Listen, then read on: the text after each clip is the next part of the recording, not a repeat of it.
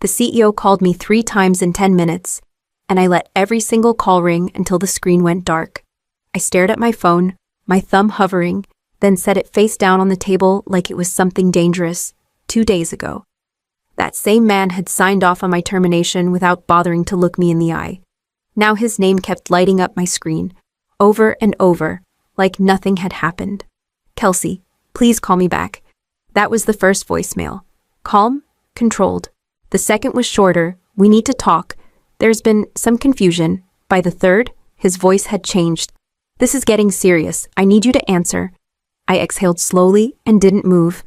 "My name is Kelsey. I worked for that company for 6 years. I didn't steal. I didn't lie. I didn't sabotage anything. I reported my boss's misconduct directly to the CEO, exactly the way the employee handbook told me to. I used dates, quotes, witnesses. I kept my voice steady when I said, "This isn't a misunderstanding. This is a pattern." 2 days later, Human Resources sat me down and said, "This decision isn't about the incident. It's about team unity." I asked, "So what happens to him?" They didn't answer that question. The CEO didn't speak during the meeting. He just nodded once when the paperwork slid across the table. When I stood up, he said, "Let's not make this bigger than it needs to be." I said, "I didn't." No one stopped me when I walked out. I left before anyone could call it a joke, before they could say it was taken out of context, before they could ask me to come back quietly and pretend nothing happened. I refused to make it easy for them, and now, suddenly, they needed me. Something inside that building was breaking. I could hear it in the pauses between his words, in the way his confidence slipped with each voicemail. Whatever they thought I was protecting by staying silent, it wasn't holding together anymore. I picked up my phone, turned it off, and let the past catch up to them on its own. The story you're about to hear is a fictional work created by the writing team at Revenge AITA. It is inspired by real workplace dynamics, power imbalances, and the quiet moments when ordinary people are pushed into extraordinary decisions. Each story carries its own message, its own consequences, and its own truth meant not to accuse, but to reflect how easily systems fail when integrity becomes inconvenient. 2 days earlier, I had walked into the CEO's office believing honesty still meant something. Have you ever seen something wrong at work and felt the room silently warn you not to react that morning? I was reviewing reports when my supervisor, Mark, stopped behind my desk. He didn't lower his voice. He never did. "Did you seriously send that email without running it by me?" he said. "I followed the process." I replied, "It was time sensitive." Mark laughed, short and sharp. "Process is what I say it is." A few desks over, Lauren stiffened but kept typing. No one looked up. Mark leaned closer. "You need to learn when to stay in your lane." "Kelsey." I said nothing at first. That was the old reflex. Stay calm, let it pass. But this wasn't new. Last week, he'd snapped at a junior analyst until she apologized for something that wasn't her fault. The week before that, he'd joked about a client being too emotional to negotiate, then assigned her account to himself. I stood. "You don't talk to people like that." The room went quiet. Mark smiled, slow and deliberate. "Excuse me. You don't get to humiliate people because you're in charge," I said. My voice shook, but I didn't stop. "It's unprofessional." He tilted his head. "Careful, you're crossing a line." I crossed it when I pretended this was normal. I said. Mark stepped back. "If you have a problem, take it upstairs. I plan to." His smile vanished. That would be a mistake. I sat down, my hands cold. For a moment, doubt pressed in. I remembered another job, another manager, another time I told myself it wasn't my fight. I remembered how that silence followed me for years. Lauren whispered, "You shouldn't." "I know," I said, "but I can't do this again." Mark walked away without another word. By lunch, the tension was everywhere. By the end of the day, I had drafted notes, pulled emails, and replayed his words until they were exact. I didn't know what would happen next. I only knew I was done pretending this was just how things worked. What happens when the person with the most power listens, but only halfway? The CEO, Daniel Ross, gestured for me to sit before I'd even finished closing the door. "I've reviewed your email," he said. "You were very thorough. I wanted to be clear," I replied. "This isn't a misunderstanding. It's ongoing behavior." Daniel folded his hands. "I'm not disputing that something happened." That word landed hard. Something. I'm saying it's part of a pattern. I said, multiple incidents, multiple people. He nodded once. Mark is direct. That's not new. Direct isn't the same as abusive, I said. He humiliates people. Publicly. Daniel leaned back. You have to understand the context. We're in a high-pressure environment, so that excuses it. No, he said quickly. But it complicates it. I felt the shift then. The way his attention moved away from what Mark had done and toward what this conversation represented. I said, there are witnesses, emails. I'm not asking for special treatment. I'm asking for accountability. Daniel exhaled. Accountability has consequences. For him? I said. For the company. He corrected. For morale, for client confidence, for internal stability. I stared at him. You're worried about optics. I'm worried about risk, he said. And right now, this is a risk. My throat tightened. Reporting misconduct is a risk. Escalating it this way can be, he said. These things are usually handled quietly. Quietly for who he didn't answer that. Instead, he said, I appreciate you coming to me directly. That shows loyalty. I didn't come here to be loyal. I said, I came here to be honest. Daniel's expression softened. The way people's do when they think they're being reasonable. Let me look into this. In the meantime, I'd advise you to take a step back. A step back from pushing, he said. Give us room to manage this internally. I stood. I already did what the policy told me to do. He looked up at me, calm, measured. Policies are guidelines. Kelsey, judgment is leadership. As I walked out, it felt like I had just been warned without being threatened. And somehow, that was worse. How does reporting misconduct turn into a termination meeting? The Human Resources Director, Patricia Wells, didn't invite me to sit. She just waited until the door clicked shut and said, this won't take long. Daniel Ross was already there. He stood by the window, arms crossed, watching the street below like this meeting wasn't meant for him. Patricia opened a folder. After reviewing recent events, we've decided to end your employment effective immediately. I looked at Daniel. He didn't look back. On what grounds, I asked. Patricia didn't hesitate. Behavior inconsistent with company culture. I reported misconduct. I said, is that the behavior? This isn't about the incident, she replied smoothly. It's about impact. Impact on who she met my eyes, on the team. Daniel finally spoke. Kelsey, this isn't personal. I laughed once, sharp and quiet. You're firing me. For disrupting team unity, Patricia said, reading directly from the page. I said, where is Mark in this conversation? Patricia closed the folder slightly. We're not here to discuss other employees. Daniel stepped in. This is about maintaining stability. So the problem isn't what he did, I said. It's that I said something? Patricia's voice stayed even. Your approach created tension. My approach was following policy. Policies require judgment, Daniel said. And leadership means choosing the least damaging path. I nodded slowly. You chose him. No one denied it. Patricia slid the papers across the table. You'll receive severance and continuation of benefits for a limited period. I don't want your silence money, I said. It's standard, she replied. So is confidentiality. I pushed the folder back. I'm not signing anything today. Daniel's jaw tightened. You're making this harder than it needs to be. I stood. You made it simple the moment you decided the truth was inconvenient. As I walked toward the door, Patricia said, security will escort you out. I turned once. I did exactly what you tell employees to do. You just didn't expect me to mean it. Daniel still didn't look at me. What do you lose when you refuse to play along my phone? Stayed quiet for 2 days after they walked me out. No messages from coworkers. No, I'm sorry this happened. Just silence. On the 3rd day, Lauren finally called. I wanted to reach out, she said carefully, like the words had been rehearsed. But people are scared. Of Mark, I asked. Of being next, she said. HR told everyone not to discuss your departure, so they're controlling the story. I said. There was a pause. They're calling it a mutual separation. I laughed, then stopped myself. Tell them I didn't agree to anything. I know, Lauren said. I wanted you to hear it from me. Later that afternoon, my sister called. You sound calm, she said. I'm trying to be. You could have kept your head down, she said gently. You had good benefits.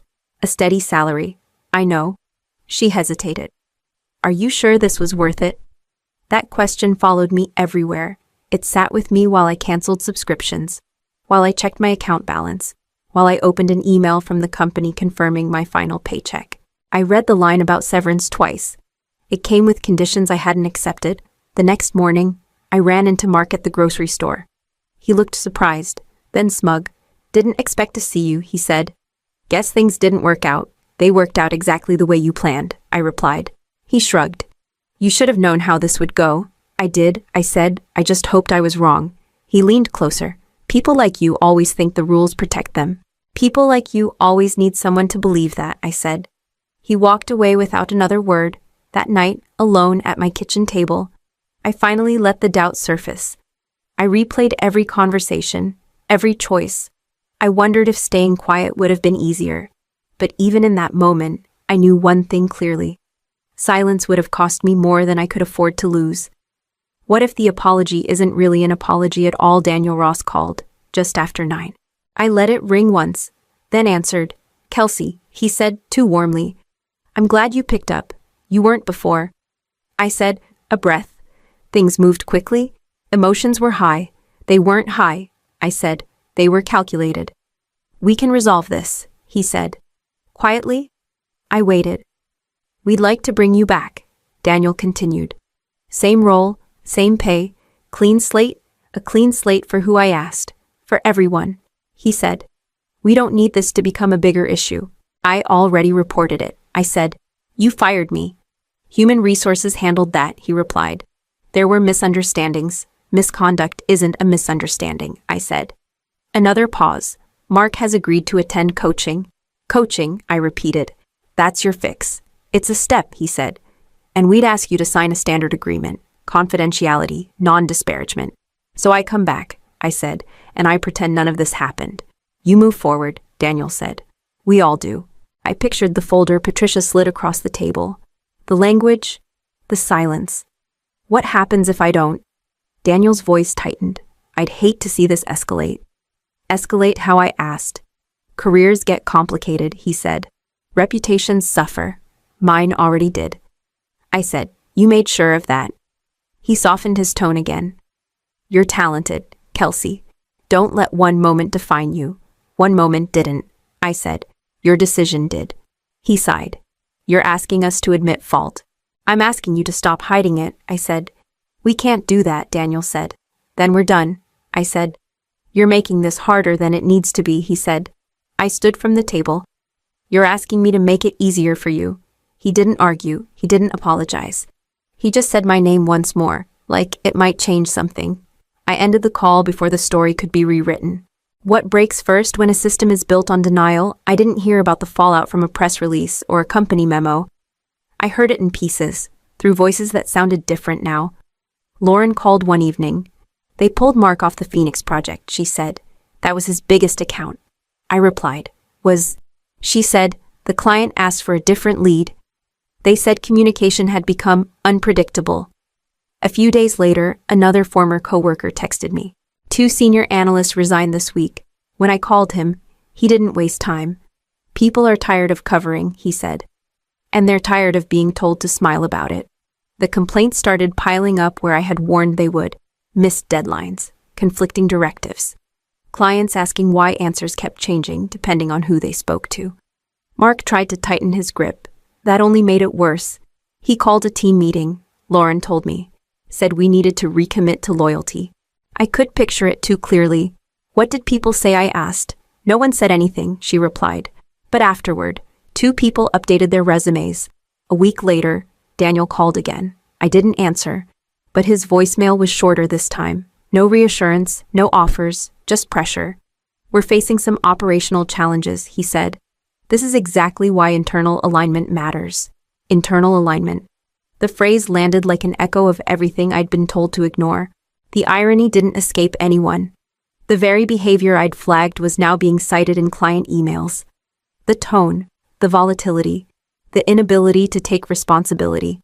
"He snapped at a vendor," Lauren said quietly, on a recorded call. I closed my eyes. "That won't stay buried." "It didn't," she said. "Legal is involved now." By the end of the month, Mark wasn't a protected figure anymore. He was a problem no one could explain away. And the silence that once shielded him had started to crack, not because someone spoke up, but because the truth no longer needed a witness. How does it feel when the people who dismissed you suddenly need you? Daniel called from a different number this time. I recognized his voice before he said my name, Kelsey. He said, skipping the pleasantries, "We need to talk." "Today, I'm listening," I said. "There are complications," he replied. "Clients are concerned. Legal is asking questions." "That sounds internal," I said. He didn't argue. "You understand how things work here. You always did. You fired me," I said. "That changed how things work for me." His breath caught, just slightly. "We wouldn't be in this position if you hadn't escalated." "I escalated because you told me to," I said. "Your policy said report upward. This isn't the time to debate process," Daniel said. "We need stability." "You had stability," I replied. "You chose not to keep it." There was a pause, longer than before. "What would it take for you to help us smooth this out?" "I'm not helping you smooth anything," I said. "We're not asking you to take responsibility," he said quickly, "just to clarify things, publicly, internally, so I clean it up." I said, "And you keep calling it alignment." "That's not fair," Daniel said. "It's accurate," I replied. His voice dropped. "The board is watching this closely." I was watching too, I said. "When you decided who mattered," he tried again. "We can issue a statement, acknowledge tensions." "Tensions," I repeated. "That's your word for harm, Kelsey," he said, sharper now. "This could have long-term consequences." "For you," I said, "not for me." Silence stretched between us, heavy and unfamiliar. When he spoke again, the confidence was gone. "We thought you'd want to protect the company," he said.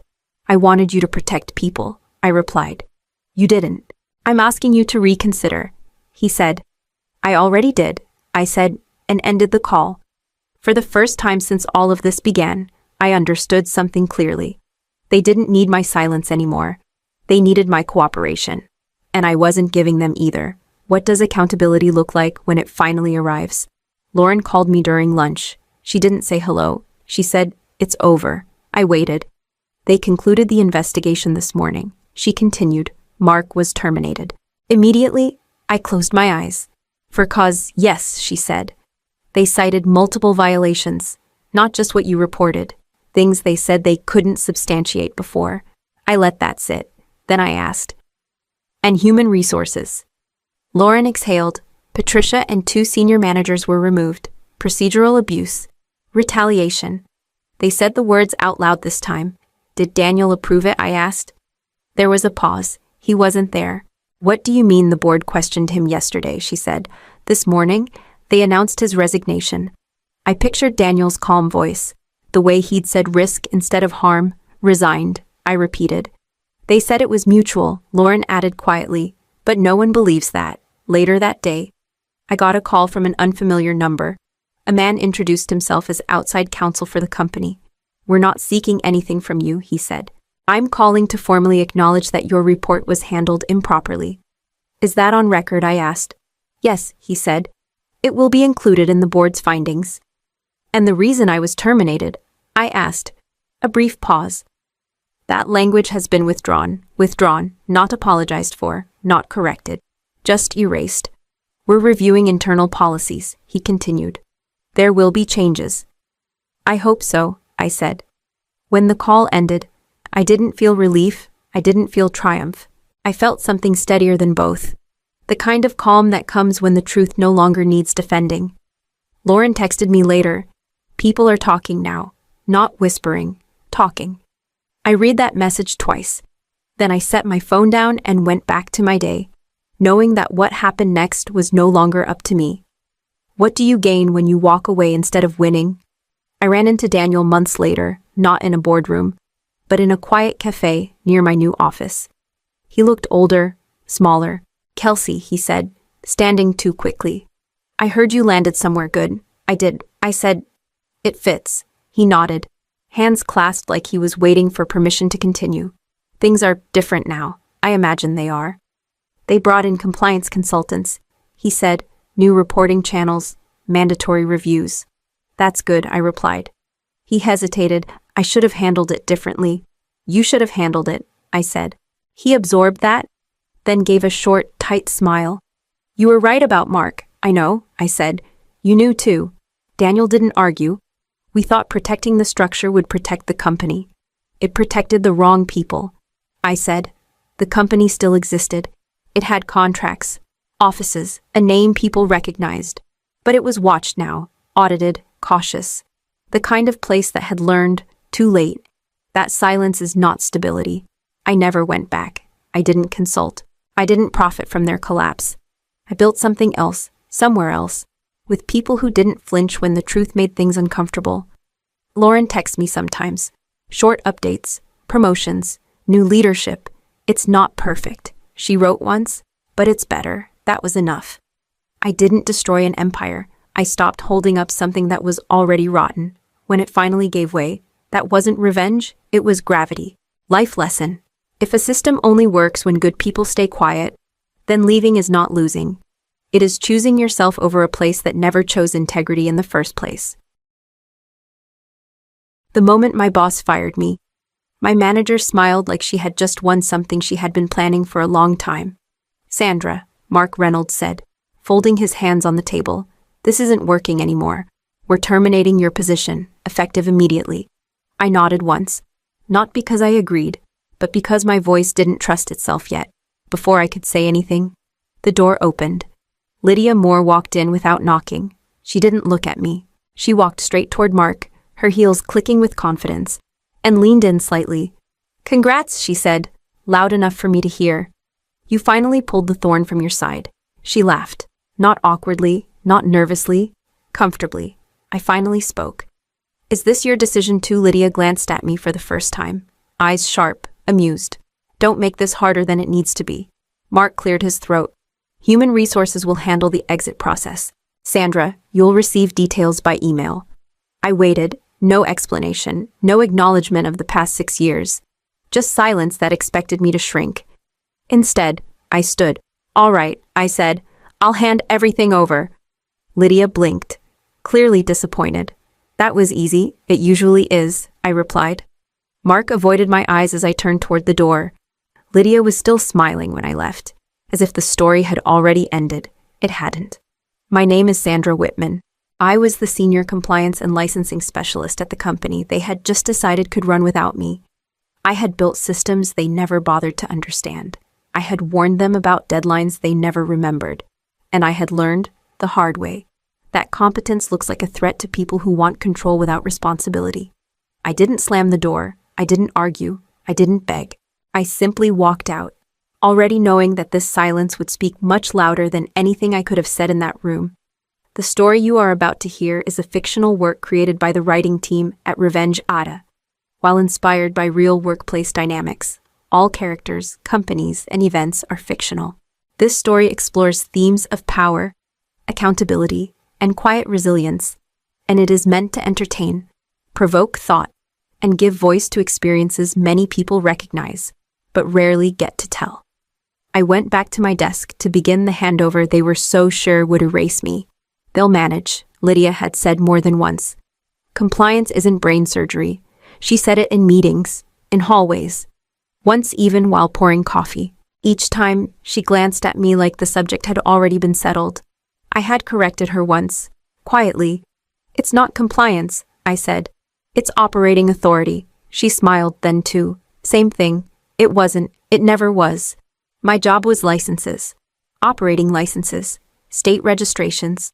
Renewals that had to be filed in the right order, with the right wording, under the right entity names, or the company didn't legally exist in those markets. I tracked dates, dependencies, grace periods. I coordinated with outside regulators who did not care who Lydia was or how confident Mark sounded in meetings. Mark liked to say, Sandra handles the paperwork. Whenever someone asked how we stayed compliant across multiple states. Paperwork. Once, during a quarterly review, I said, 3 renewals are coming up mid-quarter. We need approvals early. Mark waved his hand, put it on the list. I sent the list. I said, twice. Lydia leaned back in her chair. You send a lot of emails, Sandra. I send reminders. I replied. Because deadlines don't move. She tilted her head.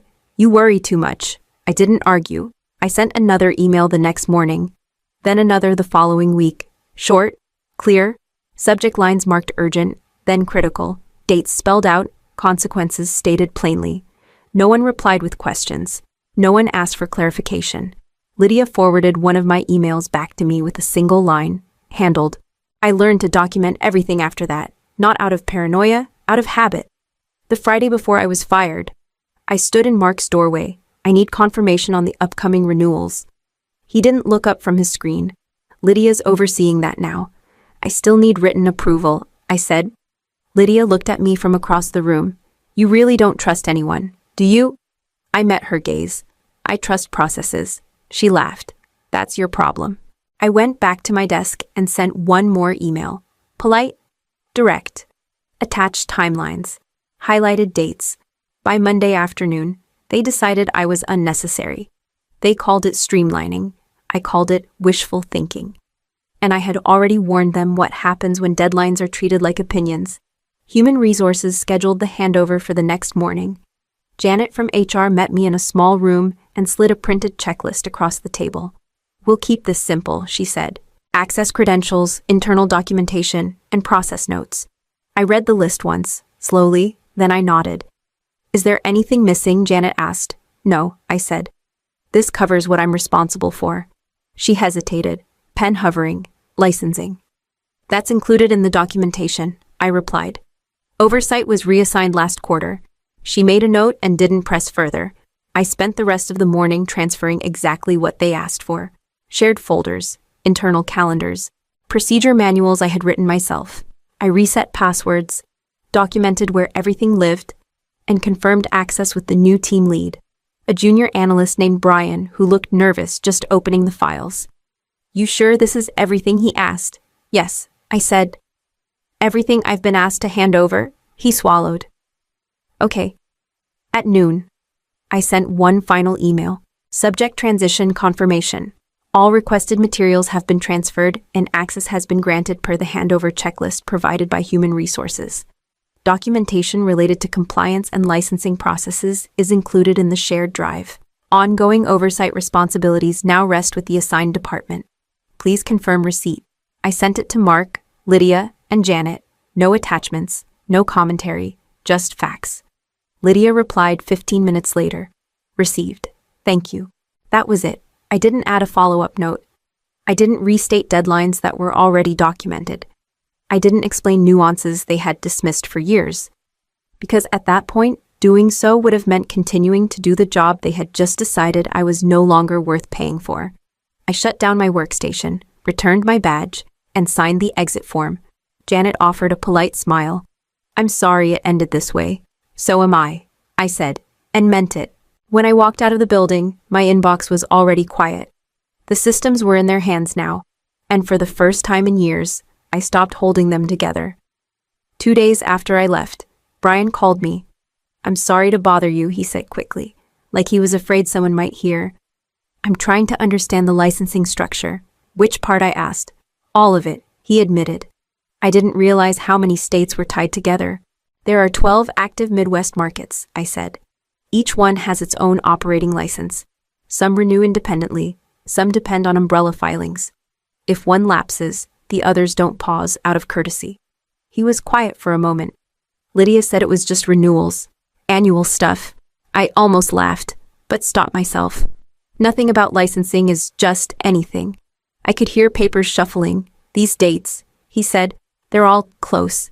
They don't move. I replied, they never have. I remembered a meeting from earlier that year. I had projected a timeline on the screen, dates highlighted in red. We're getting buried in emails, Lydia had said. You don't need to keep flagging the same thing. I do. I said then, because if we miss one, Mark cut me off. Sandra, we trust you. Stop panicking. I trusted calendars. Calendars never lied. Back on the phone, Brian lowered his voice. One of these licenses expires on October 1st. Yes, I said. That's less than 2 weeks after you were let go. Yes, I repeated. He exhaled slowly. Who's approving it now? I didn't answer right away. Not because I didn't know, but because the answer wasn't mine to give. Check the handover email, I said. Oversight was reassigned. I saw that, he said. but nobody's actually watching it. I leaned back in my chair at home, phone warm against my ear. Deadlines don't wait for clarity, I said. They arrive whether you're ready or not. Brian swallowed. Should I tell Lydia you should follow the process? I replied. The same one she told me not to overthink. When the call ended, I sat there for a long moment. The clock was still moving. It always had been. The only difference was that this time, I wasn't the one counting down. Janet from Human Resources called first. Hi, Sandra. I just had a quick question, she said, voice careful. You're no longer listed as the point of contact for compliance, but some of the documentation references you by name. That's correct, I said. Those documents reflect historical ownership, so you're not overseeing anything right now.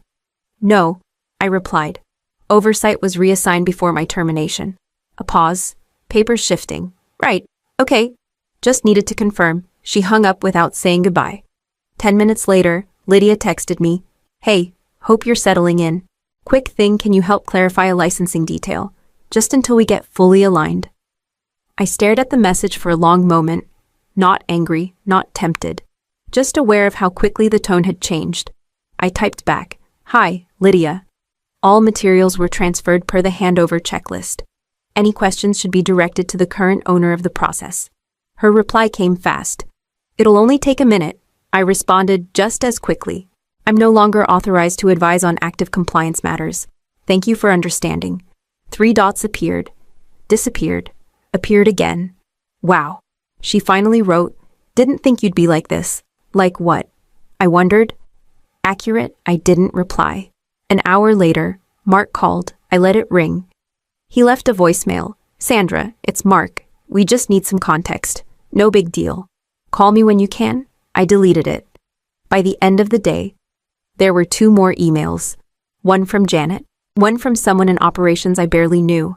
All carefully worded, all vague, all circling the same thing without naming it. I answered none of them, not because I was being difficult, because stepping back in, even for 1 minute, would have meant stepping back into responsibility without authority. They had taken the title, they had taken the access, they had taken the decision-making. What they were asking for now was something else entirely. And I wasn't giving that away for free anymore. I didn't hear it from management. I heard it from Alex. He and I had started at the company the same year. He moved into operations. I stayed in compliance. We hadn't spoken since my exit, which is why his call surprised me. Sandra, he said, not bothering with a greeting. Are you sitting down? I'm fine, I replied. What happened? There was a sharp exhale on the other end. We just got shut down in 5 states. Completely frozen. I closed my eyes. As of when midnight, he said. Licenses expired. Shipments are stuck. Legal told sales to stop promising delivery dates. Clients are already calling. Who's handling the renewals, I asked. Another pause. Longer this time. Mark, Alex said. He signed the acknowledgement. I said nothing. He keeps saying there must be a mistake. Alex continued. Lydia's telling people the system failed. The system didn't fail, I said. It did exactly what it was designed to do. Alex lowered his voice. They're scrambling. Mark tried calling you earlier. I know, they're asking who dropped the ball. I let the silence stretch, not to punish him, to let the truth settle. Sandra, Alex said carefully. Did you know this would happen? I warned them. I replied, in writing, multiple times. Another breath. So this isn't on you. No, I said. It isn't. By noon, the rumors were everywhere. Contracts paused.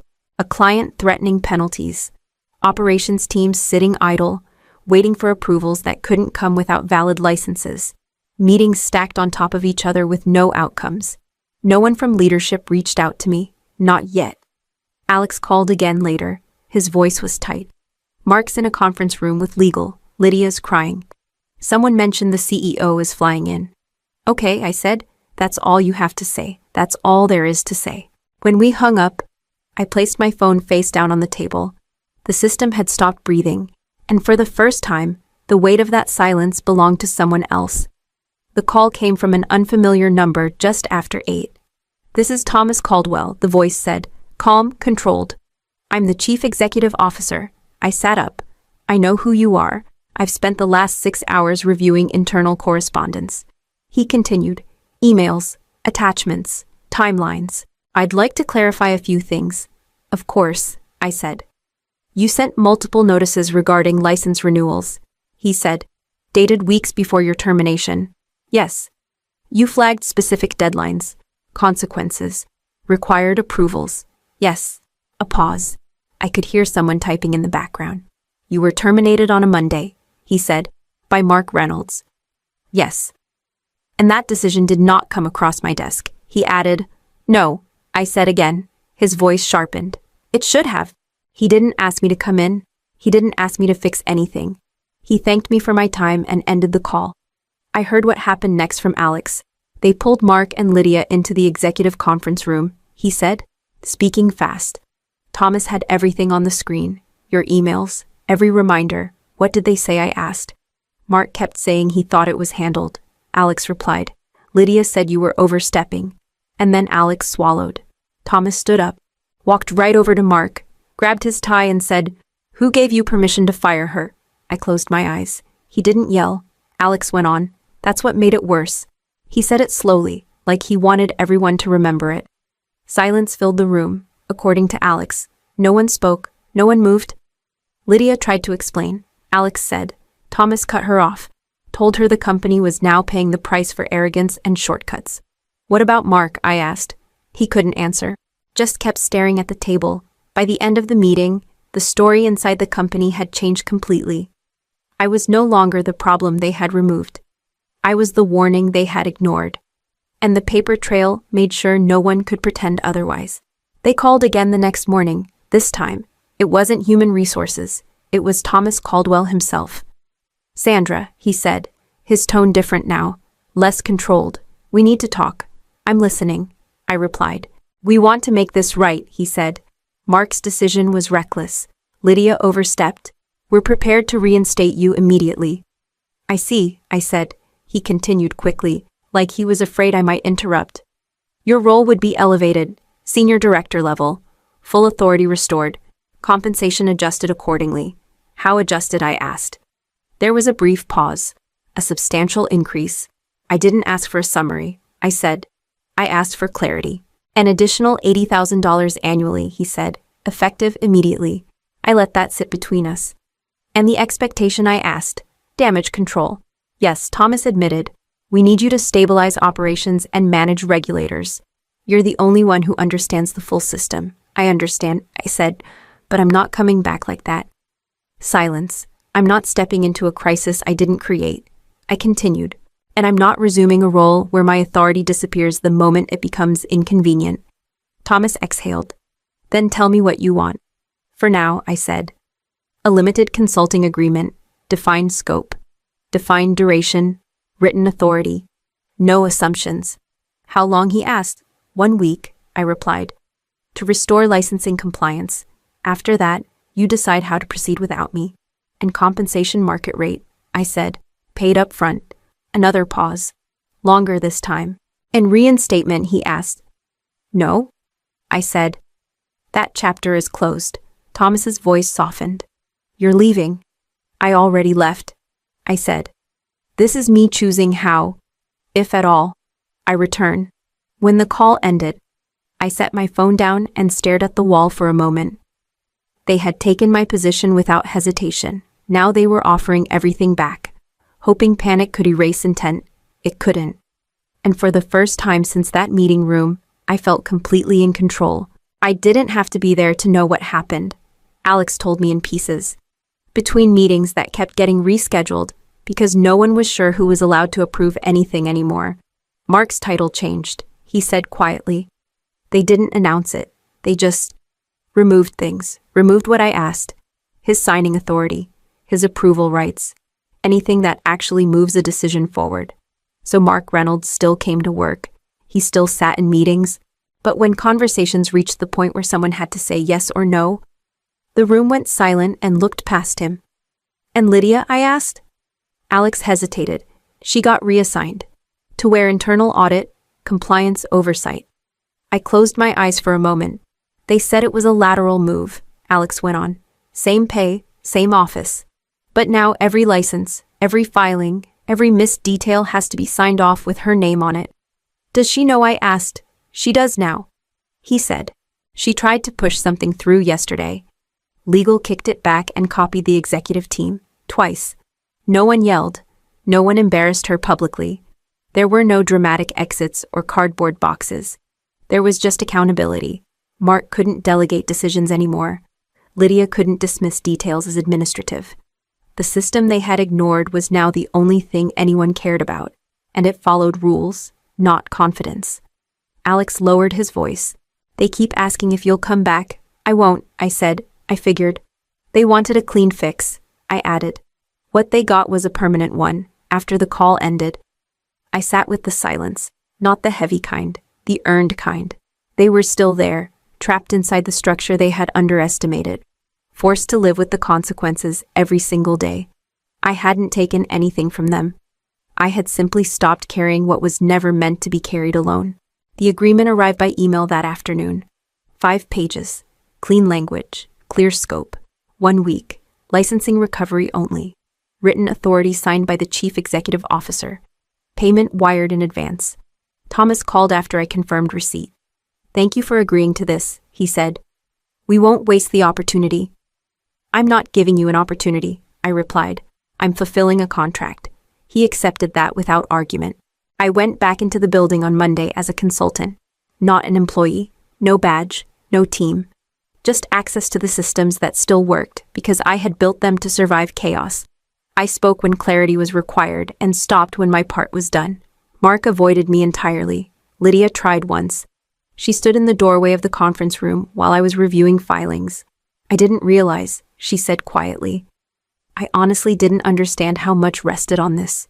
I looked at her. I explained it. I said, you just didn't listen. There was nothing else to add. By Friday afternoon, the licenses were reinstated. Regulators satisfied. Operations resumed. The crisis closed. Thomas shook my hand before I left. We would still like to discuss something permanent. I won't, I said. This company doesn't need me forever. It needs to learn how to function without leaning on one person's silence. He nodded. This time, I believed he understood. I walked out for the last time without anger, without regret, and without the weight I had carried for years. The building didn't feel smaller. I just felt lighter. Later that evening, Alex texted me. Everything's running again. They're nervous. Careful. Good, I replied. They should be. I didn't destroy anything. I didn't sabotage. I didn't take revenge. I stopped compensating for neglect. If your competence only matters when you are gone, then your presence was never respected. Walking away is not weakness when your silence forces others to finally take responsibility.